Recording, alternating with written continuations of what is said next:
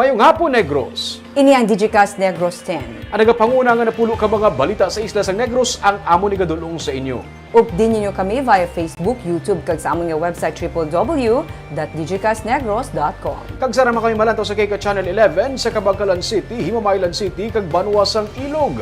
Kag yari na ang top 10 nga mga balita sa isla sang Negros subong adlaw. Bacolod EOC nagapanugyan sa publiko nga hindi mag-hoard sa supply sa oxygen. Mga nag-hold up sa tag-iya sang Kalan-an, mga baguhan pa lang suro sa PNP. Negros Oriental, tuyag magsirado anay sa ilang borders sa Cebu. Contractor para sa bagong nga Kapitolyo, nagpangayo sa 30 dias para sa bagong nga design. Kag sa Good Vibes, mga Negrense coach ang sa likod sa kadalagaan sa mga Pinoy boxers nga Olympic medalists. Inatanan sa Digicast Negros X.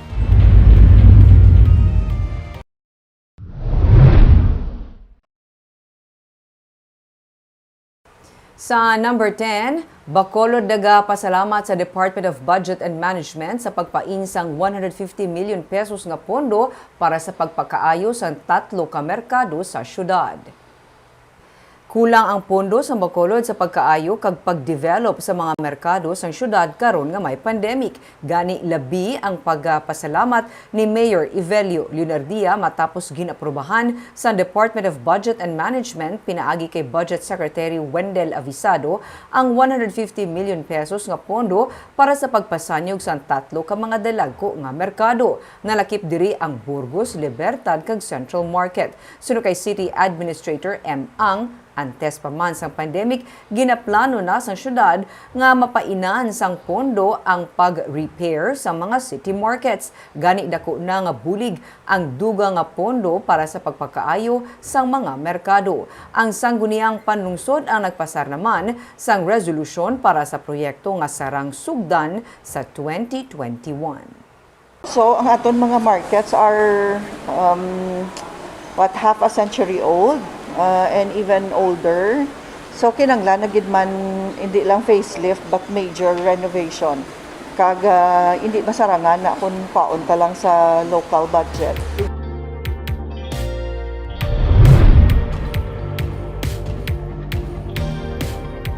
Sa number 9, contractor nagahinyo sa 30 dias para liwat makasabit sa proposal para sa pagpatukod sa provincial capital sa ginaduso nga site sa Talisay City.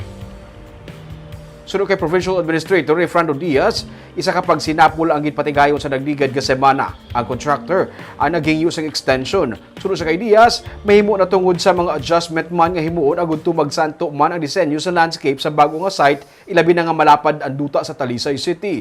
Ginapaabot nga diri isaylo ang mga talatapan sa gobyerno probinsyal.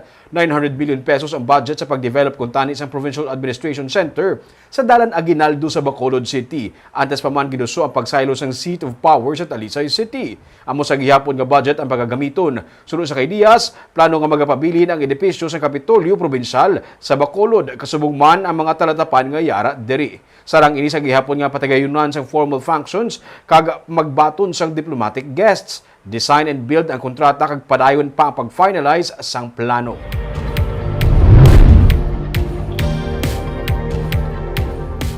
Sa number 8, mga kawatan nga nagsulod sa restaurant kag nag-hold up sa mga tag-iya, posible mga baguhan o kung nag-trip-trip lang suno sa pulis. Padayon sa karon ang pag-follow up sa nga Police Station 7 may angot sa natabo nga robbery hold up kahapon sang kaagahon sa isa ka restaurant sa Barangay Alihis sa Bacolod.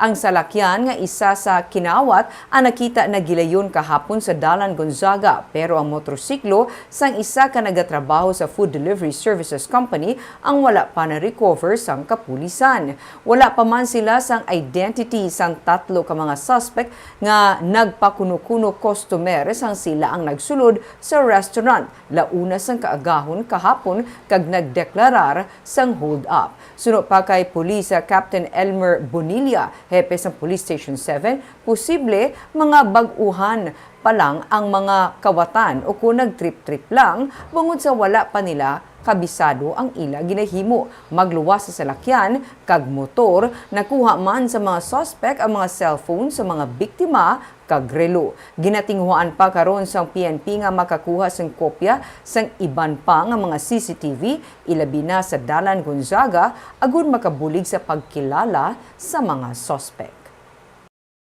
Yung mood nila bala sang kuan daw medyo kuan pa ni hindi professional pala yung kuan pa lang sa yung pa nila na master na trabaho. Sa number 7,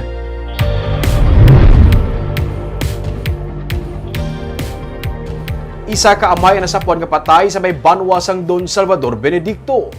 Patay na sa masapuan sa mga pumuluyo ang 55 anyos na si Gaudicio Alforque Lunes ang hapon sa barangay Pinuwayan sa Don Salvador Benedicto matapos makabati ang mga inisang mga paglinupok. Sadig sa investigasyon sang PNP, las 5:30 sang hapon sang makabati ang mga residente sang lupok sang pusil kag ilan na lang nasapuan nga duguon na nga nagahida sa kampo si Alforque. Isa ka slag kag duha ka mga empty shells sa kalibre 45 nga pusil ang nakita sa crime scene. Sunod sa pulis, ginpatay man sadto ang anak sang biktima paagi sa pagpaniro. Gani isa sa mga ginalantaw nila sa karon nga balusay lang ang biktima kag ang suspect nga nagpatay sa iya.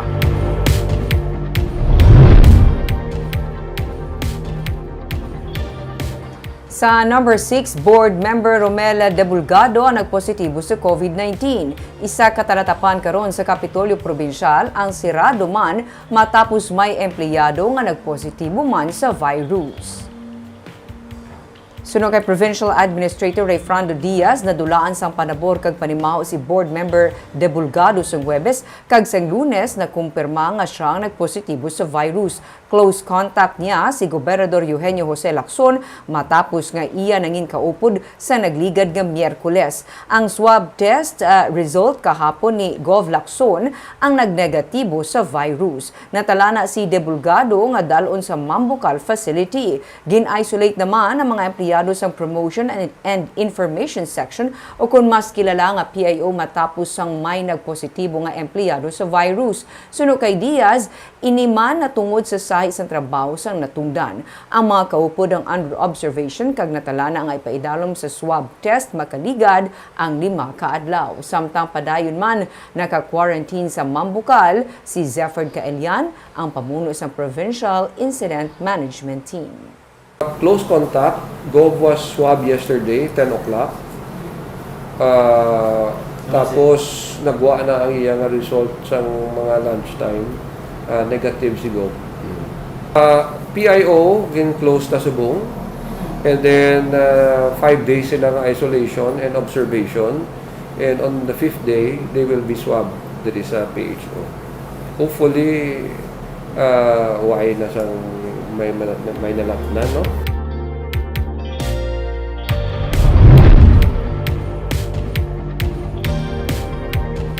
Sa number 5, may 23 tanan ka mga persona ang napatay bangod sang COVID-19 nga wala pa mabakunahan sa South Bacolod General Hospital. Sa gipagawa nga report sang SBGH, humalin Enero 1 tubtob Agosto siniga tuig, may 160 sila tanan ka mga COVID patients. 19 diri mga healthcare workers, 18 sa ila fully vaccinated na kag isa sa ila first dose pa lang. Sa 160, 23 ang severe o critical, 85 ang moderate kag 52 ang mild. 137 ang nakasurvive samtang 23 ang napatay. Ang 23 wala pa tanan mabakunahan. Sa mga nakaluwas, 25 ang nabakunahan kag 112 pa ang wala. Isa lamang ang SBGH sa 6 ka mga private hospitals sa Bacolod.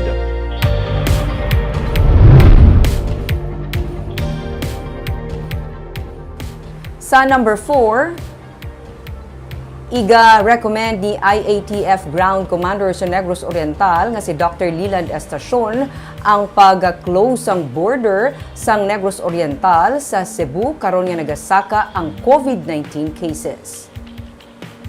Sa latest data sa DOH Region 7, Pareho nga masobra 3,000 ang active cases karon sa Cebu City kag Cebu Province nga kahapon nadugangan man sang masobra tig 200 ka bag-o nga COVID-19 cases. Ang non-essential travel ang suno ka estasyon amo ang ila mahimo ipauntat anay. Ilabi na nga nagpanaog na sa karon ang COVID-19 cases sa probinsya. 504 sa karon ang active cases sa Negros Oriental nga nag-record kahapon sang 61 naman ka recoveries kag 44 ka new cases. Samtang 26 ka new cases ang na-record kahapon sa Negros Occidental kag 18 ang sa Bacolod. 1,135 sa karon ang active cases sa Negros Occidental kag 1,077 naman sa Bacolod.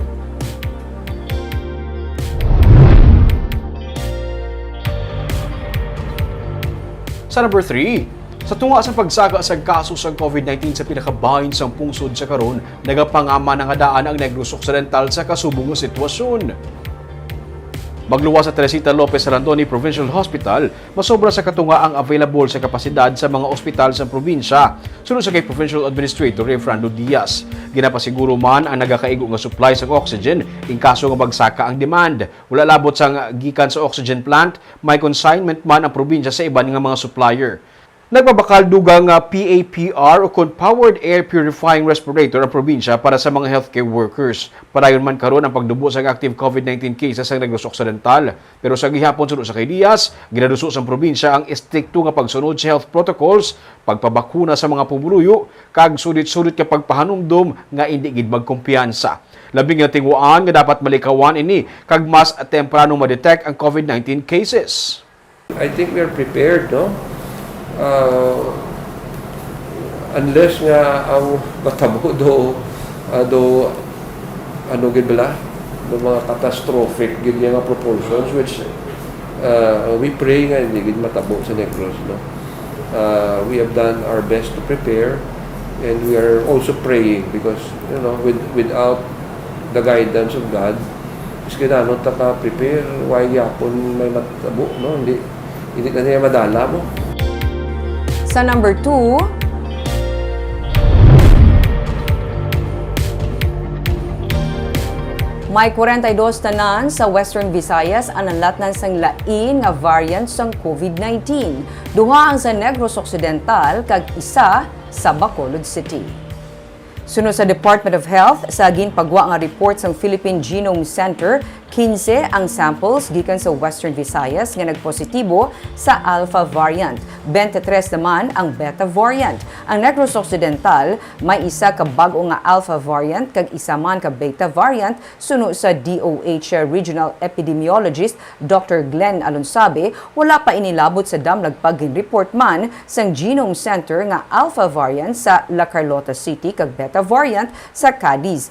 4 ka mga samples gikan sa mga persons nga may address nga Bacolod City, Iloilo City, Guimaras kag Iloilo Province. Ang positibo sa Theta variant ang ginakabig sa World Health Organization bilang alert for further monitoring, kag ang Alpha kag Beta naman nga variants of concern kay madasig nagalapta. Kag sa numero 1 sa mga balita, subong nga adlaw.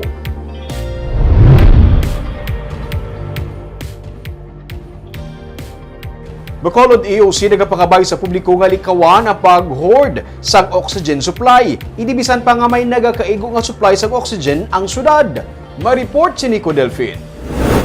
Nagbakal na sang 20 ka mga oxygen tanks ang syudad nga gintala na sa isolation facility sa Barangay Alihis. Suno kay Dr. Chris Sorongon, Deputy for Medical Data and Analysis ng Bacolod Emergency Operations Center, kabahin ini sang pagpanghanda sang syudad sa kahangawa nga tugas ang COVID-19 Delta variant. Tanan nga mga padihot naton ini mga estratehiya na identify sa atong pinalangga nga Mayor Bing, agud tong hindi kita masudlan sa Delta variant. Hindi ma-overwhelm ang atong healthcare management system, hindi ma-overwhelm atong mga hospital, hindi ma-overwhelm aton ng mga healthcare workers. That's why nag-stockpile kita sa mga bulong, mga PPEs, mga oxygen tanks.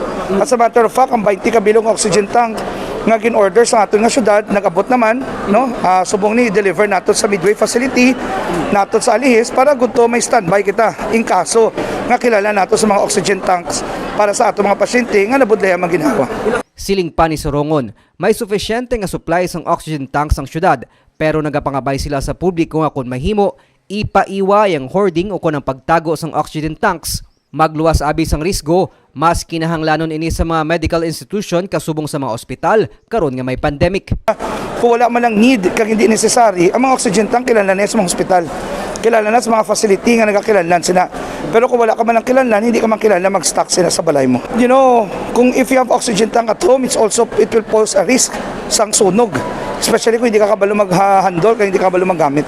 Ginakabig nga low-risk area ang syudad sa bahin sang kampanya kontra COVID-19. Pero pinaagi sa executive order sang alkalde, ginhugta na ang pagpatuman sang border kag travel restrictions sa Bacolod. Makaligad nga na-detect ang duha ka mga kaso sang COVID-19 Delta variant sa probinsya sang Iloilo. Ginako sang katapos ang EOC nga apektado ang syudad sa ginapatuman karon nga mas hugot nga quarantine measures sa Panay Island. Pero padayon ang ila paghinyo sang paghangop sa publiko, ilabi na sa pagsunod sang minimum health standard protocol agod nga indi lubos nga maapektuhan ang healthcare system sang Bacolod kasubong sang nagakatabo karon sa mga kaiping nga probinsya tugaman sang pagsaka sang kaso sang COVID-19. Nico Delfin para sa Digicast Negros. Sa Good Vibes, mga nagrense coaches nga nangin kabahin sang kadaragan sa mga Pinoy boxers sa Olympics ang ginapabugal sang syudad sang Bago. Aton sila kilalahon sa report ni Nico Delfin. 1996 sa masaksiyan ni Olympic boxing coach Nolito Velasco ang kadalagan sa iyang manghod nga si Mansueto Onyok Velasco nga nangin silver medalist sa boxing event sa Atlanta Summer Olympics. Gani sa pagsambuwa naman ni silver medalist Neshty Petesio sa women's boxing event sa Tokyo Olympics, daw nangin flashback sa iyang tanan samtang nagatanaw sa ringside.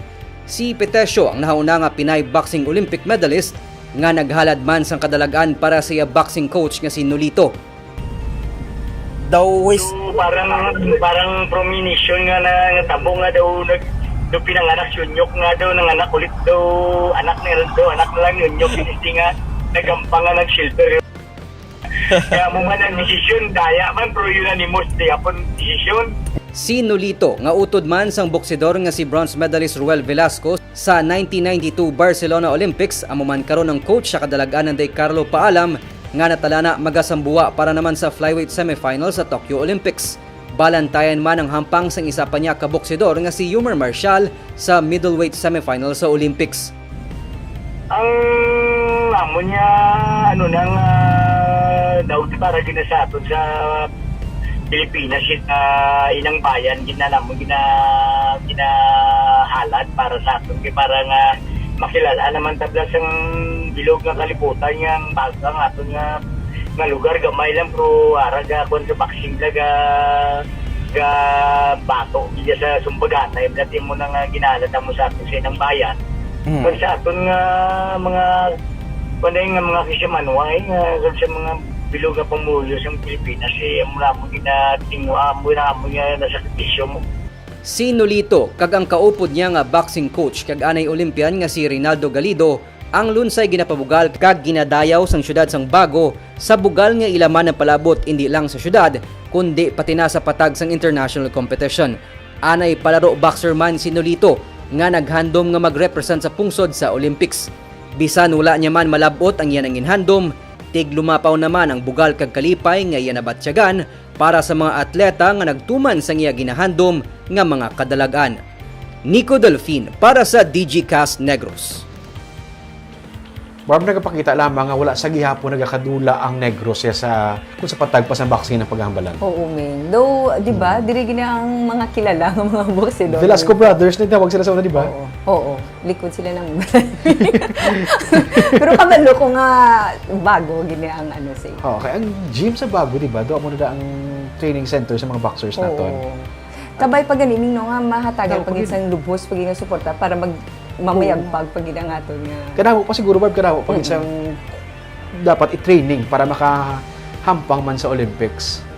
Kagdamo pag I think ning talents nga nagahulat nga diba? Especially subong nga namayagpag ato ng mga athletes. Ay inspiration galat na naila namin Kaagam ito mga balita sa Negros subong nga adlaw. Kay man sa panahon karon importante nga may ihibalo ka sa nagakatabo sa imo nga palibot. Pero dapat balanse kag eksakto ang mga impormasyon. Padayon kami nga magapangalagad sa Negrosanon. Ako si Barbara Mijares. Tubtub sa buwas ako naman si Romeo Subaldo, mayong hapon.